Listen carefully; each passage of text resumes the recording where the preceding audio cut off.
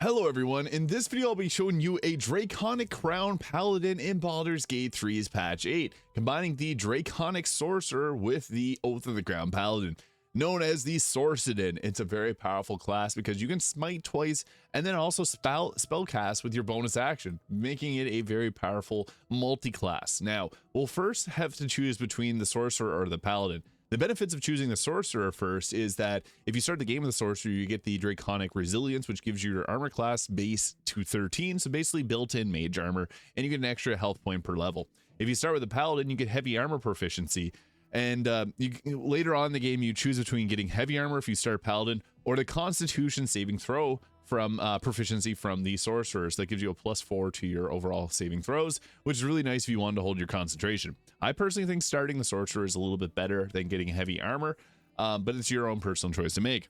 Now for this cantrips we'll be going with, Booming Blade is huge because this lets us do Divine Smite on one of our attacks and then Booming Blade on the other, and then we can do a spell as well, so it's actually really strong. Now we're also going to go with Mage Hand, Bone Chill, and I like to have Ray of Frost or Shocking Grasp too to get away early game. It's really useful. For our level 1 spells, I would recommend grabbing the Shield Spell and Magic Missile. These are two really useful, and we can use those all the way through to the end. We'll take the Draconic Sorcerer, which gives you that base armor class, so you can wear clothing and have a decent armor class without having to expend a spell slot for mage armor, and it increases your health points by 1 for each Sorcerer level. Now, we also get to choose a Draconic Ancestry. I recommend going Lightning for this build. I think Lightning ends up being the absolute best here with the split that we'll be going with, because we can get Lightning Bolt, add our Charisma modifier to the damage. Now, for the ability score spread, I think it's best to build around Dexterity, Constitution, and Charisma here. So we're going to go with 16 Dexterity, 14 Constitution, 10 Intelligence and Wisdom, and 16 Charisma. So Charisma is going to be important for our spells that we cast as a Paladin, but in addition to that, also the spells we cast as a Sorcerer. At level 2, we get our Meta Magics, and I would recommend taking the, if we're going with the option here, I'd recommend the Twinned Spell and Distance Spell. Ignore the rest, that's just a mod that I have downloaded. Twin Spell will give you the ability to put haste on yourself and one other, and Distance Spell increases the range of your spells, which is actually really useful, and I'll show you why.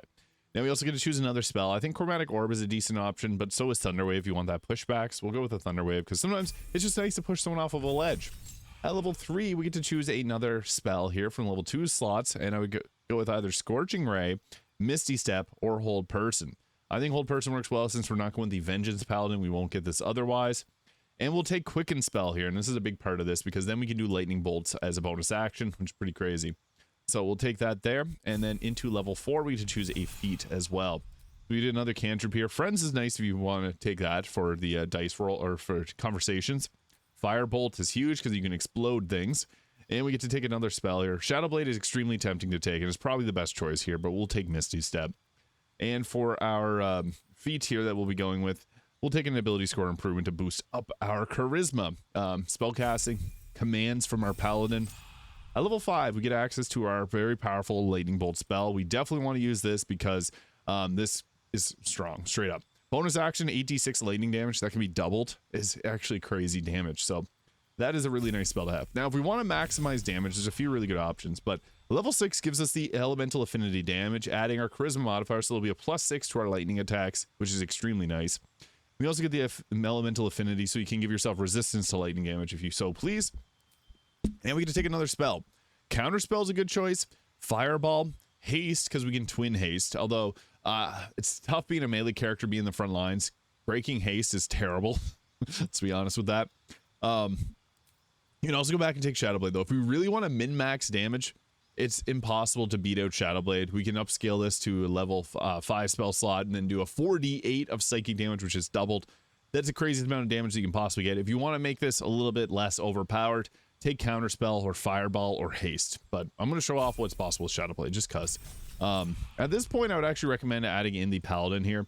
So this gives us the Oath of Crown here, which gives us Righteous Clarity, adding our proficiency bonus to attack rolls as bonus action.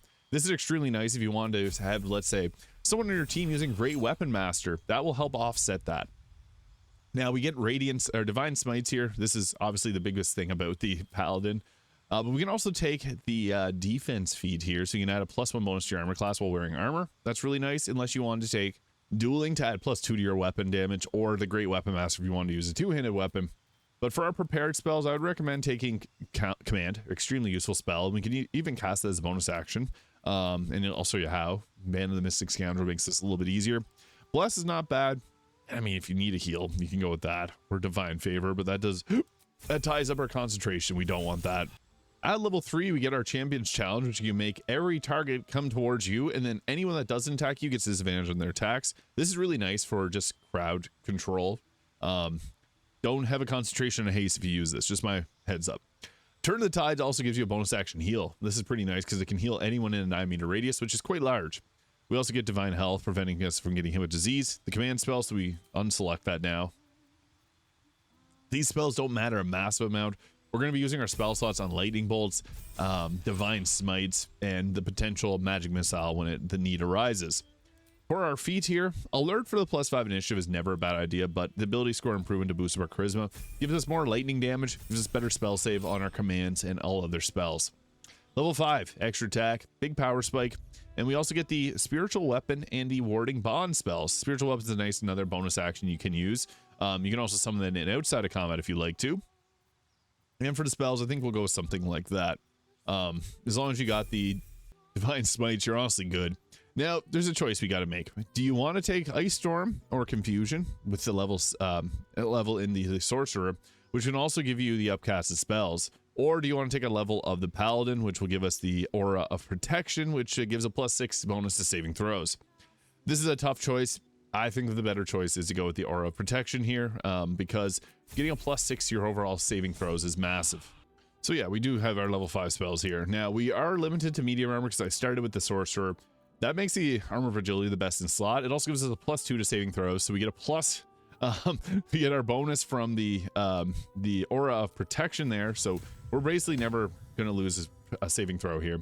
We get a +2 from this. Our armor class is 27. Also, the Birthright Hack gives us +2 to Charisma. Cloak of Protection will give us another +1 to saving throws.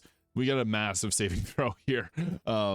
You can also use the Deathstalker Mantle. In early game for helmets, I would recommend the Helmet of Arcane Acuity if you're going to mix and match and use multi-class. Haste Helmet 2 is a good early game option, give you some extra movement speed.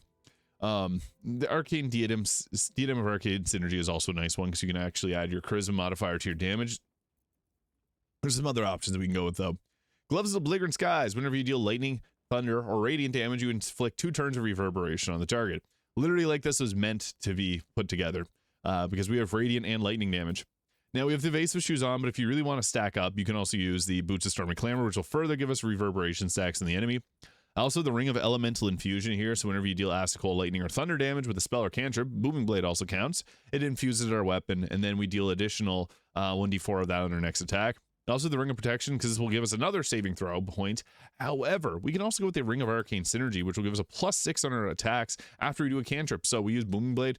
We get our charisma modifier added to our damage, which is crazy. It's crazy. So we get our charisma modifier added to our weapon attack rolls. So you can even take this further if you use the Mirror of Loss. You can take your charisma up to 24, giving us a +7.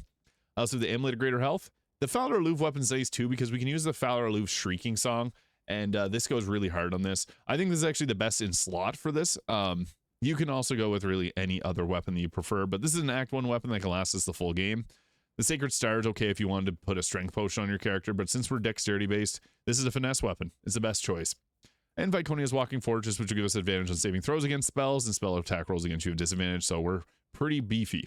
And you can see our saving throw bonuses. We get a +19 to our Constitution, and this was higher. We did swap out a couple items, but that's a +6 from our Constitution, +4 from our Proficiency, +1 from our Cloak of Protection, and then we would have had another +2 from the other items there, +2 from the Armor of Agility, and a +6 from the Aura of Protection.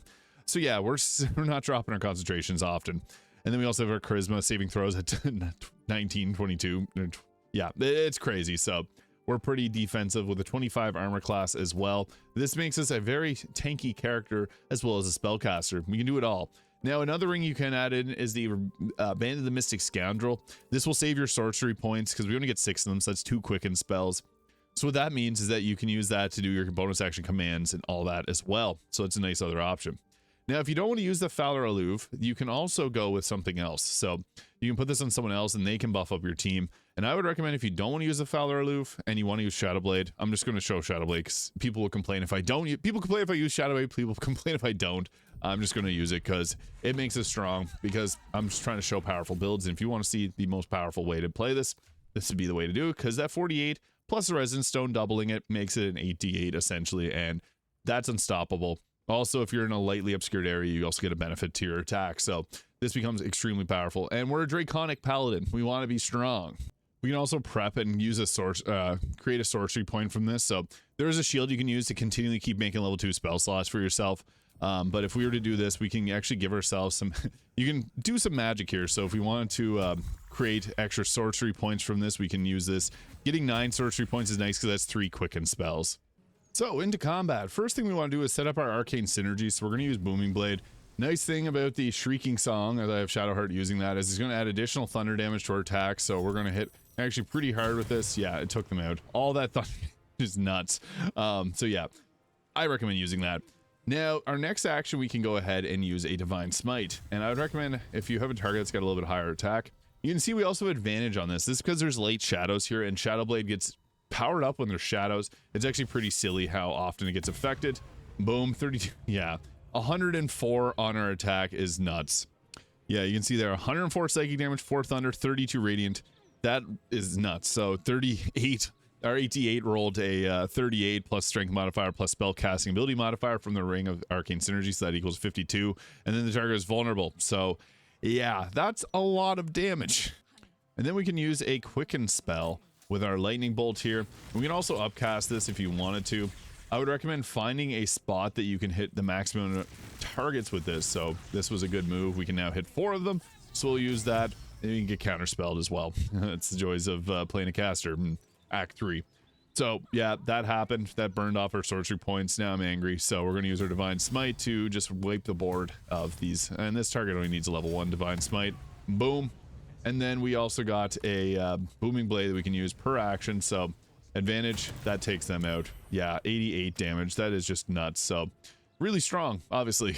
All right, so here's an unconventional way to do things. We're going to loop ourselves around this target here, use our quicken spell, and hopefully finally hit someone with our lightning bolt here. There's 4 targets in a row. Again, we want to maximize as many targets that we can hit as possible.